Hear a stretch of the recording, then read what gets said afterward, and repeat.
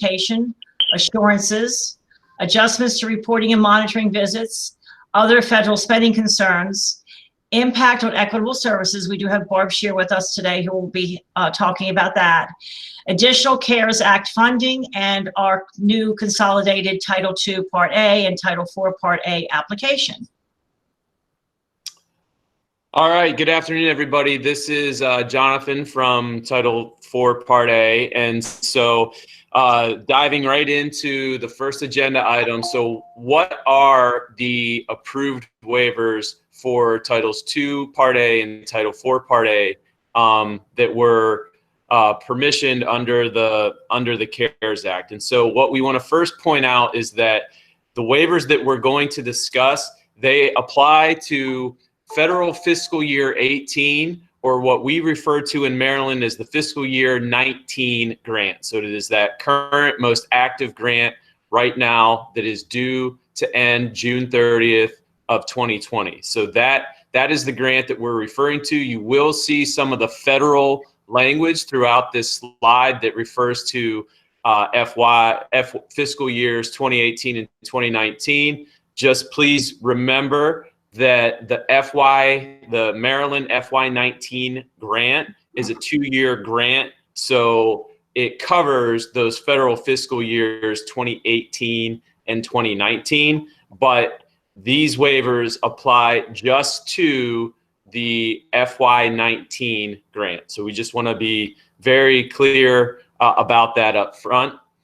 That said, the first major flexibility waiver that is permitted is that if an LEA wishes to, they can extend the grant period all the way up until September 30th of 2021. So for that FY19 grant, you would be able, or you are permitted to exercise an additional 12 months to expend and obligate those funds. And we'll explain more of this in less technical terms in just a minute, but we want to first work through the federal language.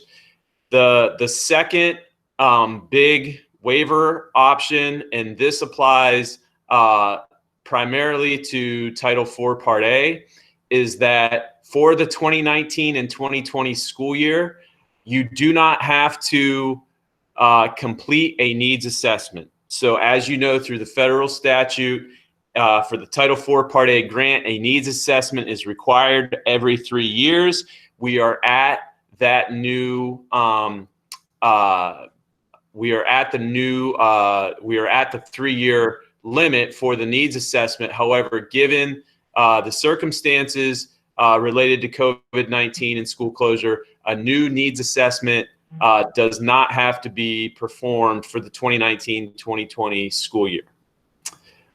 Additionally, and specifically for Title IV Part A, there is a content area waiver. And so this first waiver means that you do not have to abide by the content area spending requirements for the FY19 grant. So you do not have to continue to follow the 20% spending within well-rounded education, 20% in safe and healthy schools, and the 15% technology cap in the effective use of technology. And again, we will explain more about that in just a moment.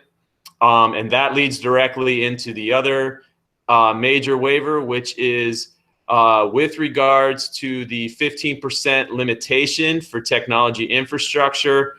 There is a waiver that dismisses that requirement, and we'll elaborate more on that in just a moment. And the last major waiver is that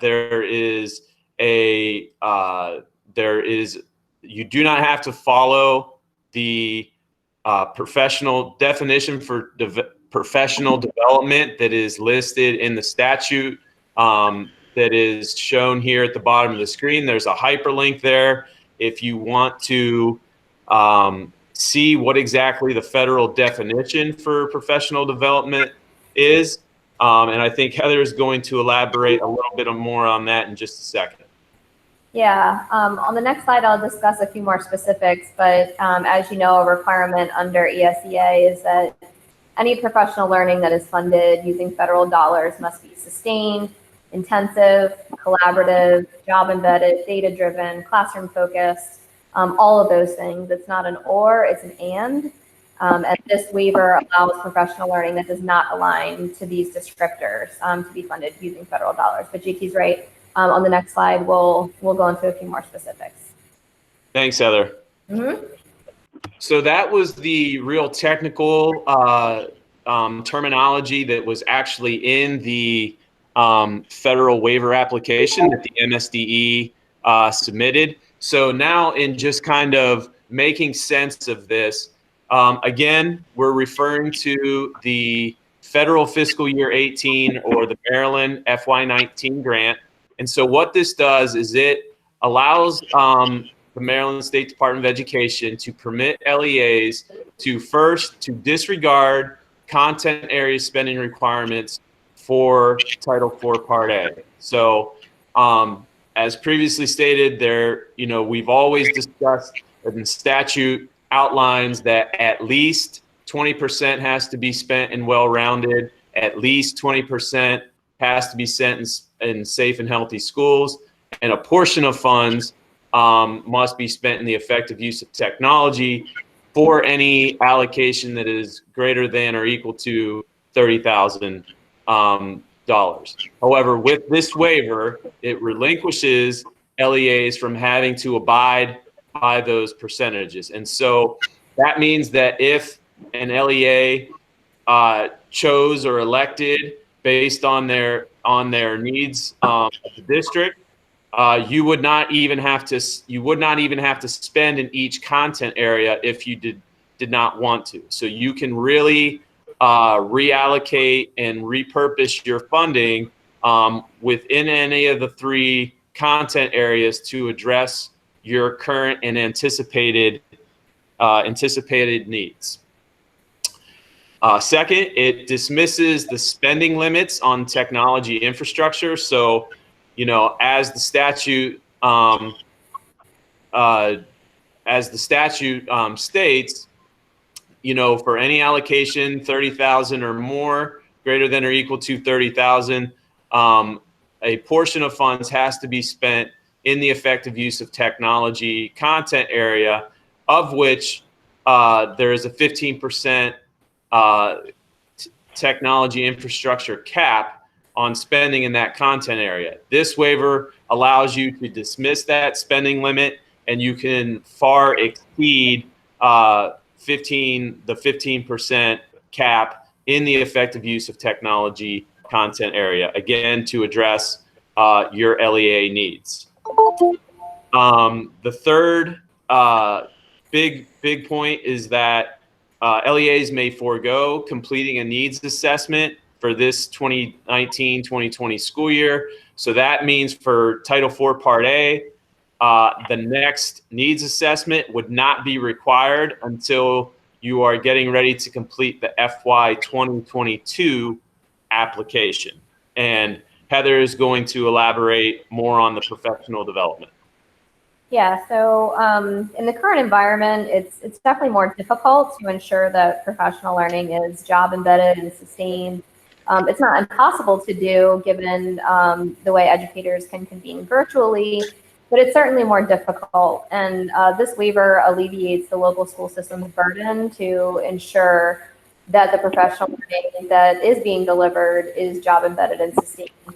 Perhaps more importantly, though, this waiver also allows school systems to offer professional learning to meet their current needs, many of which we're assuming are probably falling into the short-term, just-in-time realm. This kind of one-shot training on new digital resources or new virtual platforms, or really any one-time trainings that are required to get teachers up and running on providing virtual instruction, typically wouldn't meet the current definition, but this waiver allows these activities to take place. Thanks, Heather. Yep.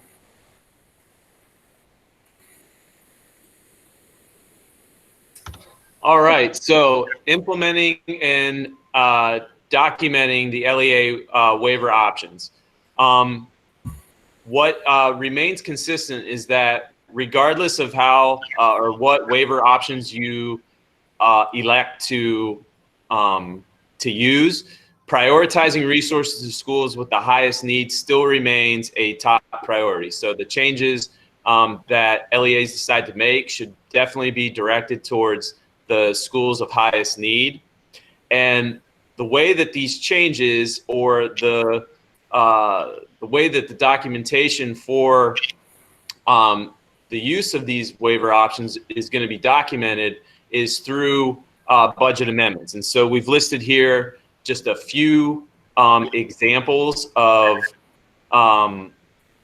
what that will look like. So, for example, if the LEA decides they want to extend the grant end date, yes, you technically have until 09/30/2021. However, given the fact that we always at MSDE we use the 06/30 mark as a guide to make sure that we're not running up to the very end of the grant cycle. What we suggest is that if you want to exercise that option and want to extend the grant end date, that you list a date as 06/30/2021, because what we will also have to all keep in mind is that the FY 2020 grant will be sunsetting at the same time. And so to make sure that we can all confidently close those out at the same time, we're suggesting that grant extension date be listed at 06/30/2021. Another example, if the LEA elects to reallocate funds to a different category, program, or object to spend more on technology infrastructure, that is going to, again, require a budget amendment to capture those budget moves and the additional use of funds. And then if, for example, the LEA wanted to provide more PD for teachers in order to train them on applying technology applications, that would, again, constitute a budget amendment under a programmatic change in order to address that need. And so, as is always stated in the Notice of Grant Award, budget amendments must be submitted 45 days before the end of the grant cycle. So that leads to a deadline of Friday, May 15th, 2020 to submit your budget amendments. And both the Title II and the Title IV Part A teams will work to process those as quickly as possible. Heather, was there any additional information you wanted to share? No, I think you covered it all. Did we hold our questions until the end? Yes, No, that would be preferable. Oh. Okay.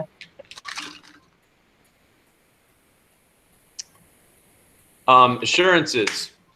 So again, these are the federal assurances that were on the application that the MSDE submitted. And so the first states that the MSDE will use and ensure that its subgrantees use funds under the respective programs in accordance with all the provisions of applicable statutes, regulations, program plans, and applications not subject to these waivers. So again, making sure that you're using the funds for allowable activities.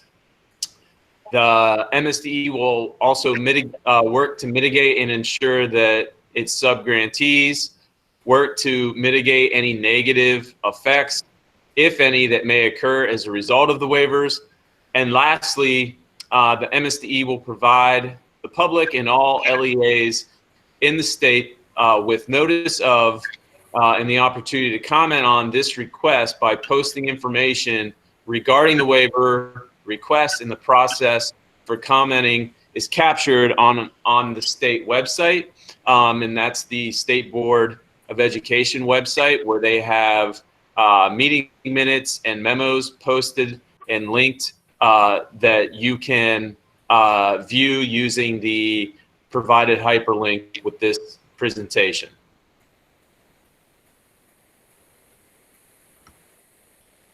All right, so we also wanted to just briefly touch on the impact that this waiver might have on site visits and financial reporting. So site visits for FY19 will still be occurring, and those local school systems who are scheduled for site visits, we're going to reach out to you and give you an option as to whether you'd like to conduct your site visit virtually or in person at a later date. Like I said, we'll be reaching out to you to reschedule those. If you are requesting an extension for FY19 funding, you must follow the reporting timelines that we've outlined below. For both Title II and Title IV, you'll notice that these dates align with the reporting deadlines for FY20. So you'll be submitting reports for both FY19 and FY20 at the same time. You'll also notice that you have an option to submit an interim report or a final report. So once you have spent down all of your remaining FY19 funds, you will submit a final report, not an interim report. Once that final report is submitted, no additional reporting is required. So for example, if you're using the Title II dates as an example, if you decide that you are going to extend your grant period to June 30, 2021, but you actually expend all of your funds by December 2020, then you would submit one additional interim report on August 31st, and then you would submit your final report, which would be due by February 28th, 2021. No additional reports would be due after the submission of that final report. JT, did you want to add anything here? No, I believe you covered it all. Heather, excuse me. That doesn't impact the final evaluation reports for Title II, though, does it? Well, yes, it would, because if they are submitting, if their grant has gone past the date of the evaluation report, then obviously they can't submit an evaluation report prior to the grant being over. So we'll have to send out a follow-up email with the drop dead due date of the evaluation report. Dan, you should have brought this up when we were planning this webinar, Dan. Come on, man. I never think of every detail. Yeah. All right. So in our last webinar, there were also some questions about paying employees using federal funds. And if that employee was not working due to school closures, could we still continue to pay that individual? During the webinar, we mentioned that we thought it would be allowable, but we were waiting on guidance from U.S. Department of Ed to be sure. On April 8th, they did release guidance in the form of a fact sheet. And we forwarded that fact sheet to all of you. So hopefully you have it on record. If not, we can drop it. We can drop a link to it in the chat here again. But to reiterate what was on the fact sheet, it is permissible for an LEA to charge the compensation of its employees who are paid by an active federal grant if it's consistent with the organization's policies and procedures. So if you are doing that, you must maintain appropriate records and cost documentation as required by the Code of Federal Regulations, which those regulations are listed in the bullets at the bottom of this slide.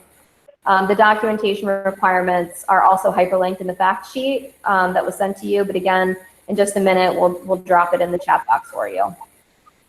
The fact sheet also stresses that LEAs should consider ways that employees paid with grant funds can support continuing activities, including distance learning opportunities for students served by the grant if they're unable to perform their assigned duties. Another question that was addressed on our last webinar was about costs associated with cancellations of events. The fact sheet also provided some additional guidance on that. And the guidance is that first, obviously you should seek reimbursement. But if you're unable to recover non-refundable costs, then you may charge the appropriate grant for the cancellation costs, provided that the grant costs were reasonable and incurred in order to carry out any allowable activities under the grant. Again, you must maintain appropriate records and cost documentations outlined in the bullets at the bottom of this slide here. And there was a third item on that fact sheet that was released by U.S. Department of Ed, and this was not something that we had previously discussed, but because the guidance was released, we just wanted to mention it here. And it was that you are allowed to charge travel insurance to federal grants. So the guidance suggests that in general, travel should be avoided. But if the travel is time sensitive and necessary, then travel insurance is allowable, provided that the cost is reasonable and allocable to the grant, consistent with federal cost principles. So I think I covered all that, and I'm going to drop the link here to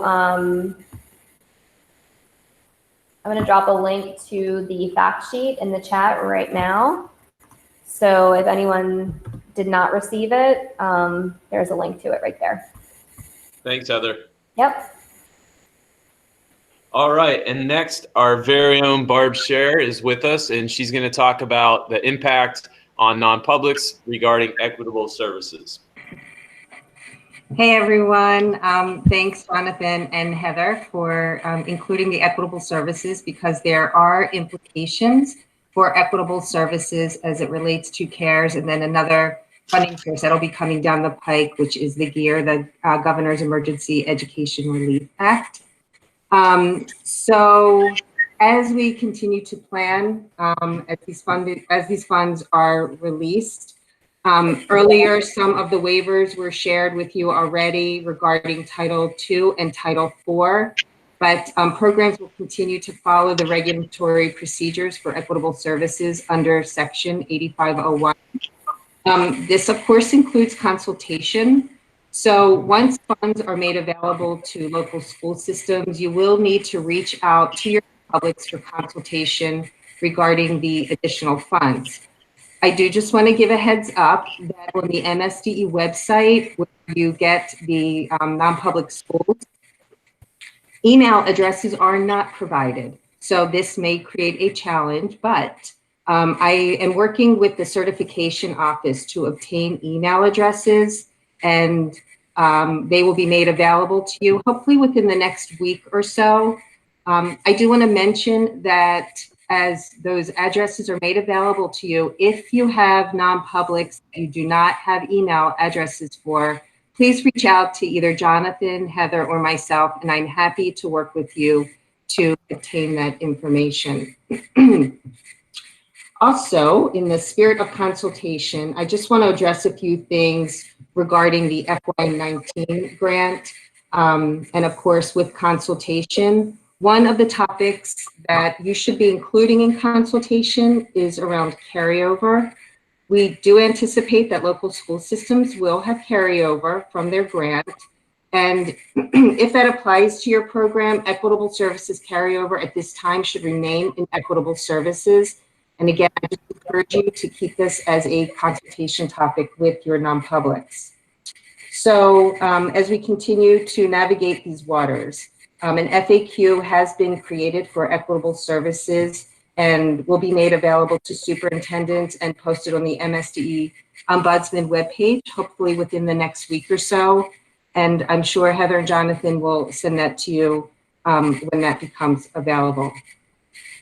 On another note, just wanted to make you aware that we are currently in the process of reviewing and revising any revisions for the LEX plan. So I am looking at the equitable services sections in the applications as we try to work toward consistency and to make sure that we're being very intentional around our practices. So there may be some tweaks around with the application for equitable services as well as in the monitoring tools, but there will be more information to follow there. As you know, there was an Appendix H in the LEX plan from this past year, and there will continue to be an appendix. Whether or not the letter changes, I don't know, but there will be a special place, I guess, for some of the documentation that needs to be submitted directly to the Ombudsman. So just to wrap up, in a time, I think, where there's so much change and information coming to us pretty quickly, I will keep you posted on any guidance that comes down from USDE regarding things specific to the FY19 grant, as well as under CARES and additional resources. And I know Jonathan and Heather will also keep you posted with all information. So Jonathan or Heather, if you have anything to add. I do not. I'm sure there'll be plenty of questions at the end, so. Yep, same here. Okay, thanks. Thank you, Barb. Okay, Heather? Okay, so we're not really going to spend too much time discussing supplemental funding provided through the CARES Act, as this information is primarily being communicated to superintendents and assistant supes through our Office of Policy and Fiscal Analysis. However, we did want to give you just a brief update on this funding. $207 million were allotted to Maryland for emergency relief, and 90% of that funding is going directly to LEAs. We want to be clear that these are not title funds, and full discretion is given to the LEA for fund usage. So any expenditures that are allowable under any federal program, which includes IDEA, Perkins, and anything under ESSA, which includes the titles, they're allowable expenditures under the CARES Act. So the titles are included in ESSA, so any allowable expenditures for Title II and Title IV are also allowable under the CARES Act using CARES funding. The only statutory requirement is that the funds be used to cover expenses related to the disruption of campus operations due to coronavirus. So really the key takeaway here is that there's a lot of flexibility with these funds. More information is forthcoming, as I previously mentioned. That information is being communicated to your superintendents and to your assistant superintendents. But if anyone in your school system has questions about CARES Act funds, those questions should be directed to Donna Gunning. She's the executive director in the Office of Policy and Fiscal Analysis, and her contact information will be on the last slide. Thank you, Heather. And we wanted to also briefly mention a collaborative project that Title II and Title IV Part A are working on, and that is a consolidated application. And this all started after the Title IV Part A face-to-face meeting with grant managers at the end of February. And as was noted, we share many Titles II and Title IV-A share many of the same grant managers, and the grants, the programs themselves align rather closely. So we have been working, the Title II and Title IV-A teams at MSD have been working on a consolidated application. The first draft is currently getting ready to be submitted to our senior leadership to review and get some feedback on. After we get approval, we will then plan another informational webinar to walk through the major changes and walk through the consolidation itself. And we will be actively soliciting LEAs who might be interested in piloting for the upcoming FY 2021 application cycle. So in hearing this, if this sounds like something that you would be interested in, please feel free to contact Heather and I and for more information, and we will definitely provide more information as it becomes available for us to share. Heather, was there anything you wanted to add regarding the application? No, but I see in the chat, I think we have 2 potential pilots already. So Caroline and I think Garrett as well. So that's exciting. Yay. That is good to hear. All right, Cecilia. Sorry. Okay, so these are the members of the Title II and Title IV teams, as well as Donna Gunning and Barb Shear, who obviously work with all of the teams, all the titles and all the teams. So in Title II, you have myself, Heather, and Dan Capozzi. In Title IV, you have Lynn Muller, Jonathan, and Caitlin. And we're really happy that our 2 teams are able to work together in order to assist you because so many of you absolutely are grant managers for both grants. And we're happy to be with you today. So at this time, we're going to take any questions that you may have in the chat room, and Jonathan and Heather will do their best to answer them. Yeah, you can type those in the chat, or if you want to just speak through the microphone, that's fine too. So I have a question regarding the waivers, Title IV. And more specifically, I'm wondering if the Title IV waivers are going to also apply to FY20 in terms of the content area requirement. No, it just applies to the current FY19 grant. Okay, so then my second question is both on Title II and Title IV. If LEAs have recently submitted an amendment and now want to make changes given the information that we just received, do we just submit the new amendment and kind of recall the last one? How does that work? Well, is this, I'm sorry, I didn't catch. This is Baltimore City. So we Okay. recently submitted a Title II amendment and we didn't submit the Title IV officially. Right. We chatted through email yesterday regarding, just putting a pause until this presentation today. So, however, we submitted a Title II amendment prior to our conversation, so that's why I'm asking. I will let Heather and Dan kind of provide you an update with where that amendment might be at in the approval chain and what they would like to do as far as next steps. Okay, thank you. Yeah, Baltimore City is Dan's district, so Dan's going to have to respond to that one. Dan, where is the Baltimore City amendment in the process? Do you know?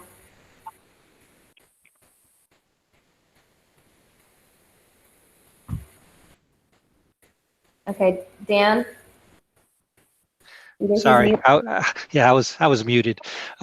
Shannon, I'm going to have to check with Sherelle to see where she is in the process with it. It's very possible it's already in the system, but I don't have access to that at this particular moment. I will be back in touch with you hopefully within the next hour to let you know where it is. Awesome, thank you so much. You're welcome.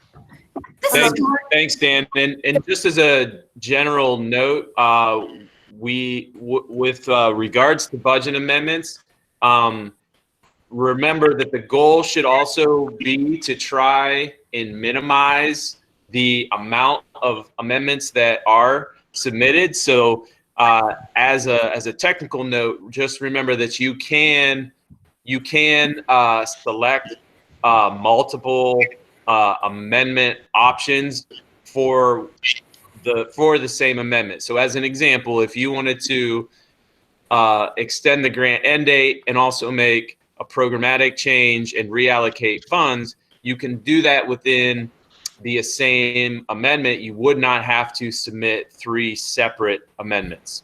So make sure that you really optimize that submission by thinking about how many changes and the type of changes that are going to meet the LEA needs, and you can include multiple changes within the same amendment. So Jolene had a question about what kind of signatures will we be accepting on amendment requests. So the C-125s require signatures from the finance officials and the agency heads. So really what we're asking is that if you don't have a digital signing process, which most districts do not, we are accepting like versions of electronic signatures, like PDFs, or just kind of changing the font to something fancier. But you must include on the email when you send in the document those individuals whose signatures are on the document.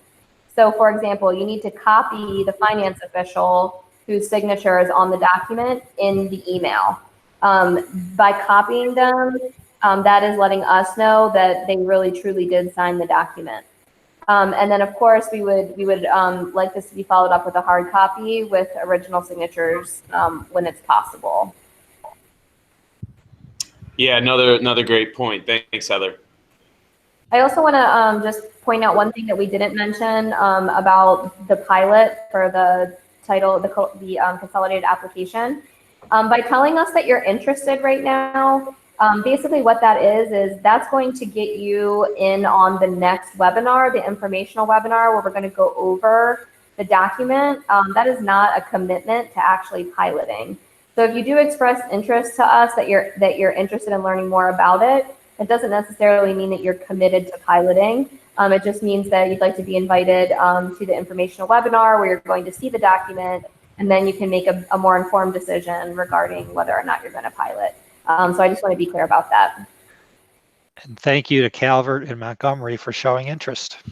Yeah, I'm keeping a running list right now of emails that I've received or chats. So far, I have Montgomery, Caroline, Garrett, Seed, Calvert, and potentially Anne Arundel, but we're not quite sure about that. Sephora's looking into it.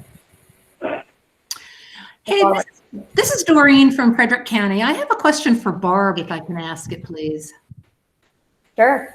Thank you. Absolutely. That's why she's invited. And I'm so happy you're here, Barb. Thank you. So it's a question about the CARES and the GEAR money that will be coming to the LEAs. We have asked in our intent to participate forms schools to let us know if they're not interested in participating in Title II or Title IV, do they want us to contact them if other funding opportunities become available. So my question is, do we need to make equitable services open to all of the private schools in our LEA, or just those who have said, yeah, let us know when there are future opportunities available? Great question, Doreen. This has come up on our ombudsman calls and on other webinars I have been on. And my understanding is that it has to be made available to all private schools. Just like you are doing your initial annual consultation meeting or informational meeting, it would be the same thing. Did you hear my big sigh? I'm excited. Yes, I did. Thank you, Barb, for that clarification. Yeah. It's not the answer I wanted, but it's kind of the one I was expecting. If anything different, I will certainly let you know. Thank you. So any other questions? I believe we've answered any that have been placed into the chat. If we missed it and you put it in the chat, either please retype or you can unmute yourself and just verbalize your question out loud. I have a quick question. This is Zipporah from Anne Arundel. Is it Zipporah? We can't hear you. I'm sorry. Can you hear me now? Yep, that's better. Okay. I have a quick question. As Jonathan mentioned, it's really best that we capitalize on one amendment and add the extension and also the programmatic changes on there. Being that this amendment, I think, is due May 15th, I think? Yeah. May 15th. If we have not yet been able to go through, because we're really looking at from what we had planned to what we need to do now, not knowing when these COVID restrictions will be lifted. If we are not certain of all of the activities, but we have some, will we increase our risk assessment if we have to put in another amendment as a result of not being sure what we're doing right now by May 15th? Yeah, no, that's a good question. And the answer is no. So if you're, if you think about the indicators that are new to the risk assessment that we rolled out just a couple of months ago, those new indicators do not go in place until FY20. So right now we're talking about FY19. So yeah, that's not something you have to be concerned about for FY19.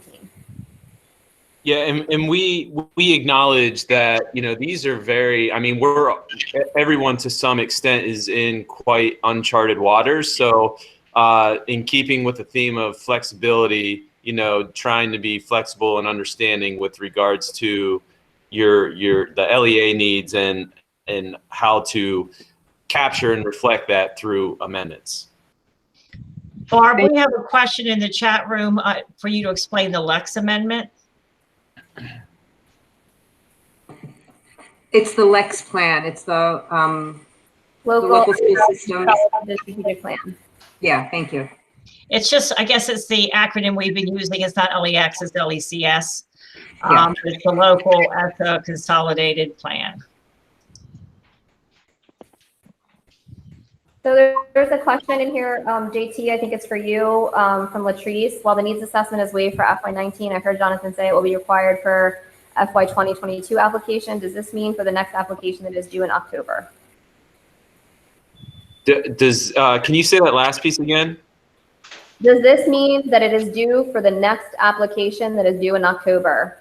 No, that means a needs assessment would not be due for the FY 2021 application, because in a quote unquote normal school year situation, you would be probably performing that needs assessment during this 2019-2020 school year in order to inform the FY 2021 application. So that is why that requirement is waived for this upcoming application cycle. However, it would fall back into place and make it a requirement when it comes time to complete the FY 2022 application.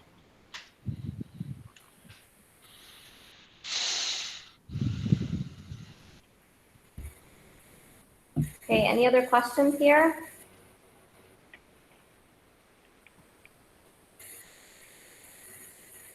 All right. This is Doreen again. Thank you so much for doing these joint webinars. It is so beneficial. Thank you. No problem. You're welcome.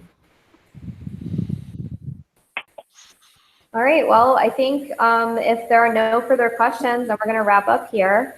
I'm sure questions will pop up as you guys begin processing those amendments, so feel free to reach out at any time. We did record this webinar, so we're going to send you the recording. You should have already received the PDF version of the PowerPoint, but when we send out the recording, we'll reattach that as well. Okay, so we'll stay on here for just another minute or two, but it looks like we're just about finished. So everyone have a great afternoon and a great rest of your week.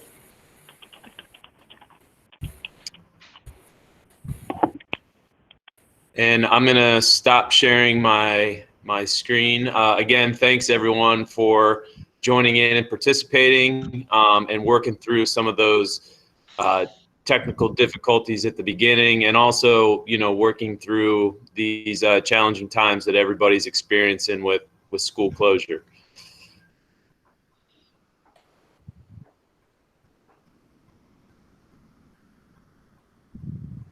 Thank you all.